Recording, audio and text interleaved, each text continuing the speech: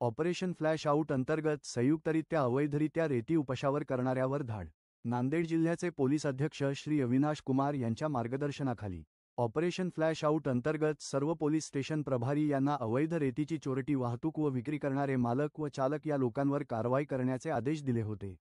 या अनुषंगाने दिनांक 9/9/2025 रोजी पेट्रोलिंग दरम्यान मिळालेल्या माहितीनुसार काही इसम मोजे कामळज येथे व शाखातीर्थ शिवारातील गोदावरी नदीच्या पात्रातून बोट व इंजनच्या साह्याने अवैध रेती उपसा करून साठवणूक करत असल्याचे खात्रीपूर्वक माहिती मिळाली व अवैध चोरटे वाहतूक करीत आहेत, अशी माहिती मिळाली. यावरून वरील नमूद ठिकाणावर उस्माननगर कुंटूर मुदखेड पोलीस अधिकारी व आमदार व महसूल अधिकारी व कर्मचारी यांच्यासह कामळज येथील गोदावरी नदीत पात्रामध्ये 5:30 छापा टाकण्यात आला.